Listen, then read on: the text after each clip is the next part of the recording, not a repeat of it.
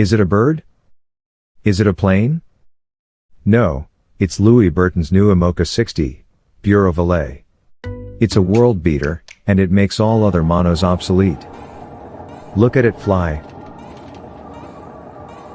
On a développé il y a une dizaine d'années un petit catamaran à foil et du coup j'avais pu goûter aux joies de la glisse, réaliser ce vieux rêve qu'ont tous les êtres humains qui est de voler. On avait toujours ça dans un coin de notre tête. Nos IMOCA ils volent à peu près avec des foils mais il n'y a pas de plan porteur sur les safrans donc ça nous fait cabrer, redescendre, cabrer. Et puis voilà, et là on avait ce troisième safran qui s'ennuyait tout seul dans le bâtiment donc au début de l'été on a discuté avec les garçons en se disant bah tiens et si on fabriquait ça même si c'est pas encore accepté à la classe IMOCA. Puis je suis parti en vacances et quand je suis revenu les garçons ils m'avaient fabriqué cet engin de guerre et qu'on a pu tester il y a quelques jours sur le bateau et qui donne les images qu'on a. Une stabilité de vol incroyable, une vitesse complètement dingue et donc beaucoup de plaisir de partager ça avec toute l'équipe et puis on espère que à l'avenir et dans un avenir proche, ça sera accepté et qu'on pourra mettre ça sur nos bateaux.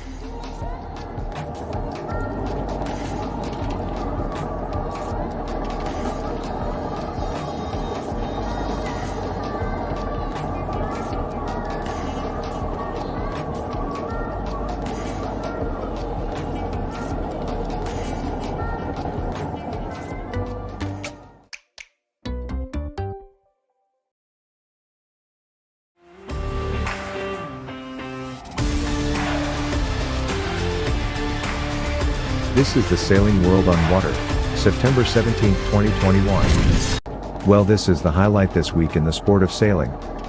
Look at this 7-ton, 60-foot yacht, flying above the water at high speed just like a little foiling moth. Yesterday the 14 IMOCA boats set out from Lorient racing around the North Atlantic. If they all had T-rudders, imagine the look of that fleet. Then flying around the world in the Vendée Globe and to Martinique in the Transat Jacques Vabre. And think of the boat builders who will have to retrofit the boats? We're excited as it's the best thing we've seen for ages. And that includes the America's Cup, who by the way are having troubles finding a venue for the 37th. Valencia and Cork have withdrawn their offers, leaving host city Auckland, another unannounced Spanish contender, and the city at the entrance to Mecca, Jeddah, the only visible contenders. But there may be others, it has happened before. But Louis has hit the jackpot with his lifting T-rudder. This is what we've been waiting for, flying monoyachts. We never thought that we'd see that and we love it. Imagine an America's Cup in 2024 with a fleet of 72-foot flying IMOCAs? Now, that would be a boat race. Over to this week's Sailing World on Water. At the midpoint of the 31st Maxi Yacht Rolex Cup, and after 3 days of racing, the cream is rising to the top as crews assert their claim to their respective class title. There are strong starts to a regatta and then there's the day on the water, put in by Royal Thames Yacht Club to open up the racing in the 2021 Rolex New York Yacht Club Invitational Cup. The British team finished second in the first race, repeated that feat in the second, and then tacked on an emphatic win in the day's final contest.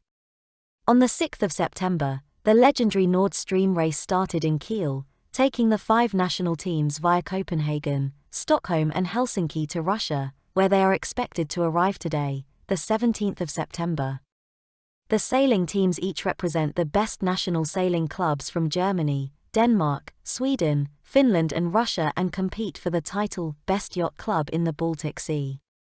Okos Lukots has won the 2021 Finn European Masters at the Tihani Hajos Egelet in Tihany, Hungary, after no more races were possible on the final day. Bas de Waal, from the Netherlands, took second with Taras Havrish, from Ukraine, third. Esteban Garcia's Real Team Sailing, co-skippered by Jerome Clark, triumphed at the end of a thrilling final day at the TF35 Scarlino Trophy.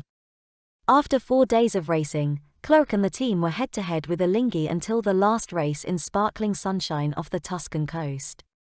The 2021 Maxi Yacht Rolex Cup featured a 44-boat fleet which, divided into 5 principal classes based on size and potential. The winners were Velshida, Super Maxi, Magic Carpet Cubed, Maxi, Cannonball, Mini Maxi 1, Capricorno, Mini Maxi 2 and Lyra, Mini Maxi 3. Next it was time for the 2021 Formula Kite and A's Europeans, where there was 149 competitors from 29 nations on 5 continents. The 49er European Championships, just after they featured in the Olympics in Japan, went full tilt in Greece, and the Schultheis sisters had a storybook start to their first ever European Championships, winning all 3 races. After 2 full years of hiatus in the title events, the International Melges 24 class returns to assign a main title. It was October 2019 when in Perregos Meidolis was crowned world champion for the second time, and after that moment the pandemic stopped everything. Now over to Sardinia and the Maxi Yacht Rolex Cup. As the 2021 Maxi Yacht Rolex Cup reaches its midway point, there is clear evidence that this edition is living up to the prestigious regatta's impressive reputation. On the water, the racing is of the highest calibre, with the very best among this gathering of elite crews beginning to shine through. In the Super Maxis, Valshida, Highland Fling in the Maxis, and in the Mini Maxis, Cannonball, Capricorno and Lyra. To bounce back in such style after a year's hiatus is testament to just how popular this event is with both owners and crews. It is the one event that has it all. Yeah, I think just Porticero is a special place to be because it's having everything. You normally have nice breeze and of course a fantastic scenery, and then of course the most important thing, great competition. The racecourse here is special because of just the waters around Sardinia, and the Madalenas is something pretty special anywhere in the world. The racecourse, the conditions, the hospitality, it's all good. The IMA and Yacht Club Costa Smeralda just do an incredible job. Who is not here, let's say it that way, and it seems to be that all the top sailors from Olympics to America's Cup to Volvo Ocean Race, they're all here. Yeah, but of course, it's all fought out on the race course, and the best will win at the end of the week. Great organisation, the finest monohull yachts, talented crew and a stunning backdrop. The Maxi Yacht Rolex Cup is once again delivering a winning formula. Join us again for the exciting finale.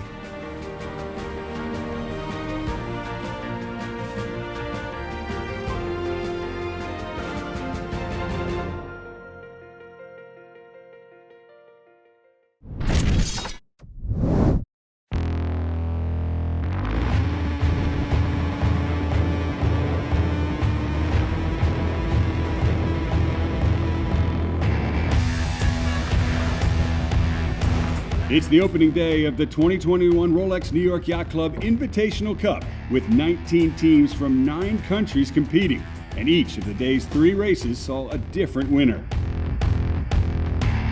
Southern Yacht Club claimed the first race win, and regatta host New York Yacht Club claimed the top spot in race 2. Great Britain's Royal Thames Yacht Club is here with one goal: to repeat their 2015 win, and with a solid score today of 2 seconds in the first, they certainly stepped on the right foot.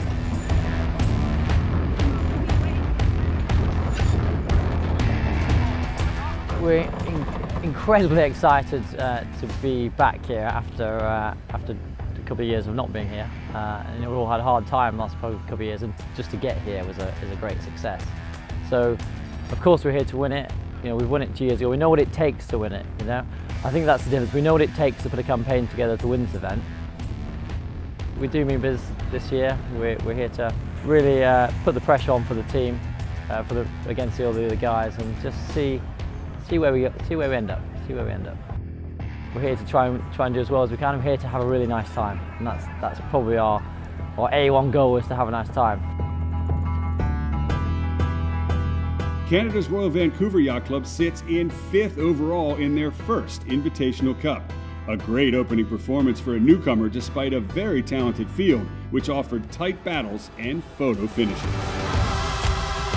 The racing action continues tomorrow here in Newport, Rhode Island.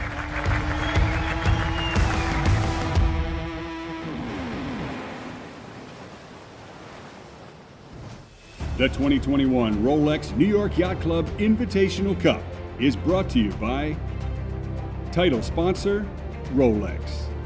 Regatta sponsors, Hammett's Hotel and Helly Hansen. supplier Team 1 Newport, and hosted by the New York Yacht Club.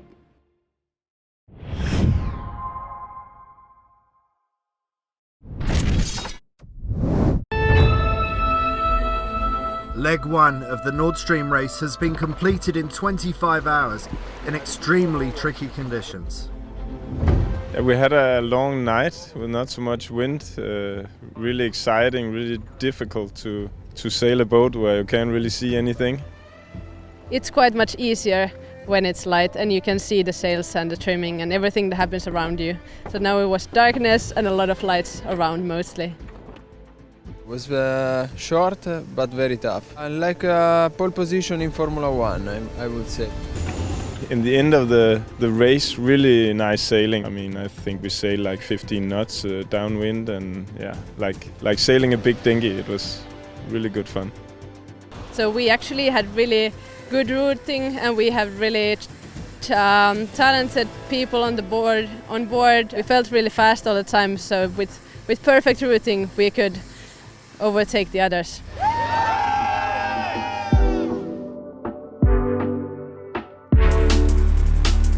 The most female sailors in the history of the Nord Stream race are competing this year.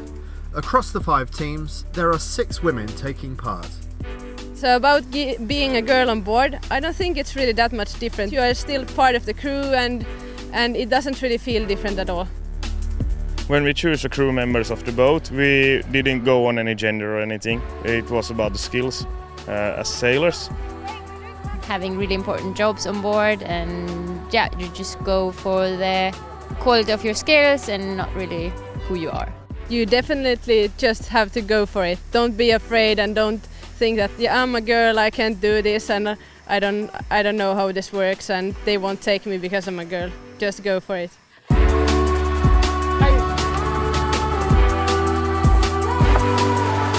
We have been battling with the Russians, and we did it today with 2 firsts and a second. So we come to home waters, we come to Copenhagen, and we take a win in front of family, friends, and the Russian team has just been over and congratulate us. There's a lot of good sportsmanship here. Yeah, it gives such a nice feeling in the body. Over the next 2.5 days, the fleet will be racing towards Stockholm. And it is the longest leg of the whole Nord Stream race. It's going to be a hard challenge, more darkness and much colder.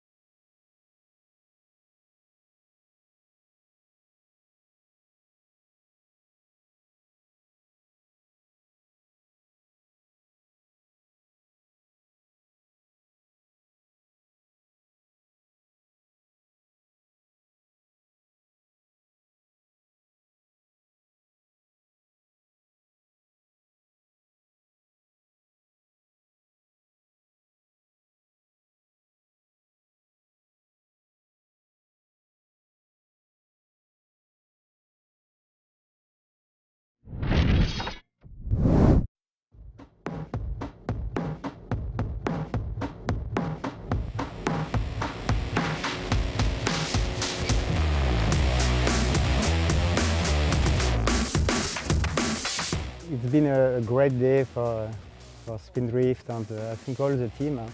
It's the first time for the fleet of TF35 to sail outside Geneva Lake, and the condition here is perfect. It's 8 to 12 knots. It's a light breeze, but the sea is really flat. I think it's very tight between all the team, and Alinghi and the Rail team are a bit better than everybody.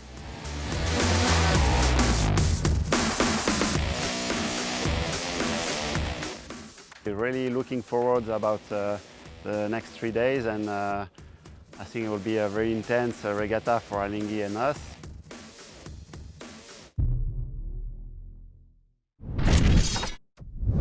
Hit it! That's what I'm talking about. Wait! Okay, now, from the beginning. Hit it, boys.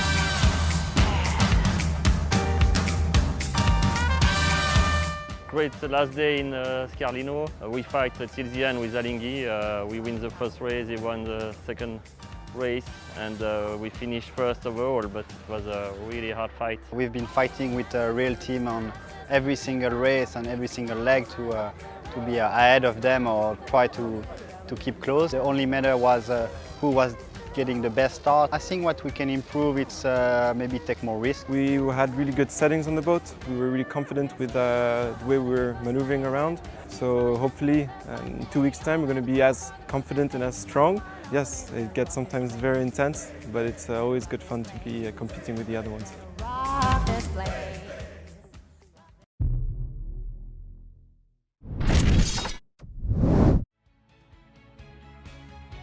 The 2021 Maxi Yacht Rolex Cup concluded today in Porto-Cervo, Sardinia, having produced exhilarating yacht racing of the very highest calibre.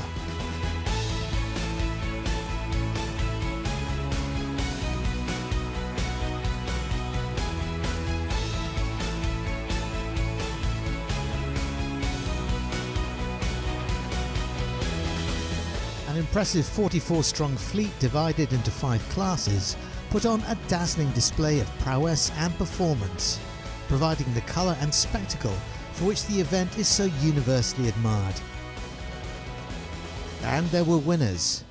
Velshida in the Super Maxi class, after a regatta-long duel with Topaz, provided some of the closest J-class racing in recent years. Magic Carpet Cubed in the Maxi class, posting top 3 finishes all week. Dario Ferrari's Cannonball in the Mini Maxi 1 class. And finally Capricorno and Lyra in Mini Maxi classes 2 and 3. And with success come the rewards. But perhaps the greatest winner was the Maxi Yacht Rolex Cup itself. The determination of the organisers, the Yacht Club Costa Smeralda and the International Maxi Association, to pull off this event in such style. The unwavering passion of the owners who attended in such great numbers, and the professional commitment of the world's best sailors who ensured that the racing on the water produced a spirit-lifting regatta that will live long in the memory.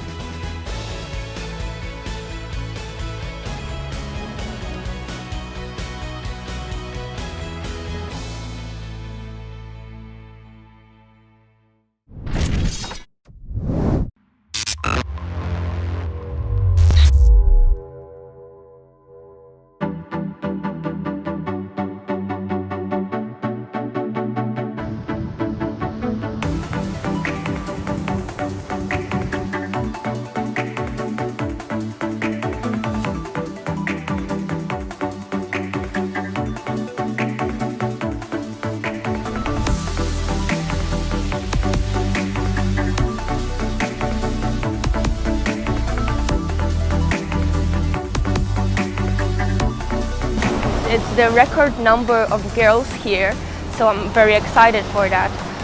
There's really a lot of strong girls in the fleet, so it's not gonna be easy. It's gonna be tough for sure. Yeah, it's super exciting, super great atmosphere, and it's even cooler that we've got the World Championships in only 4 or 5 weeks after this. So I think everyone's pretty pumped for competition and pretty pumped to start the Olympic cycle off with a bang.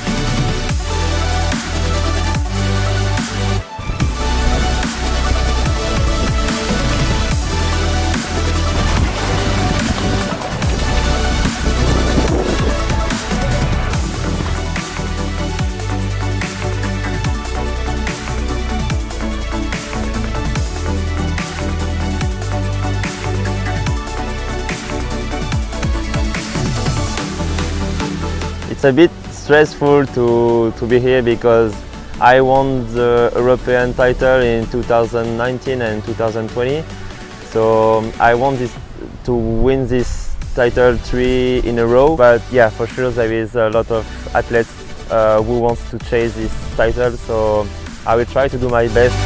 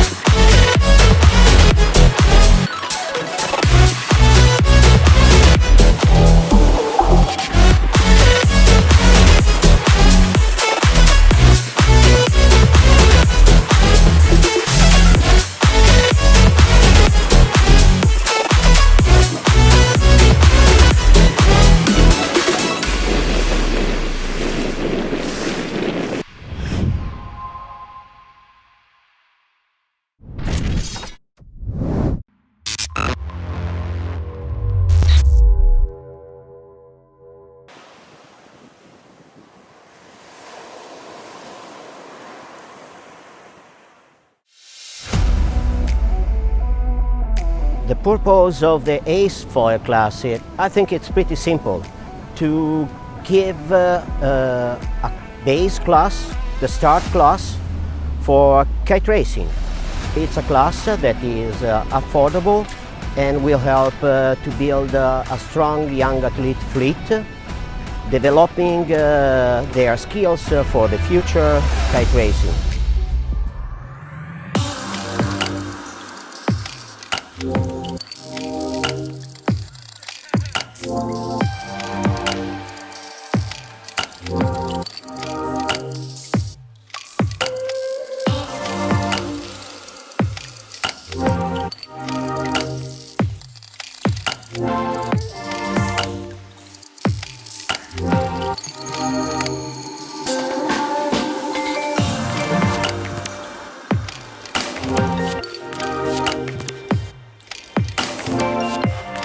End of day 2 at the European Championship here in Montpellier. It's been a long day of waiting. We were hoping that the wind would turn onshore and build up, but it never really pushed through the 6 knots barrier. Nevertheless, we had some fun. We were playing beach tennis and chatting with the other competitors, so it was a nice day and a bit of rest after the 5 races of yesterday. It's an important phase for everybody to get into the goat fleet, so I will try to have a good rest and be focused for tomorrow and do my best.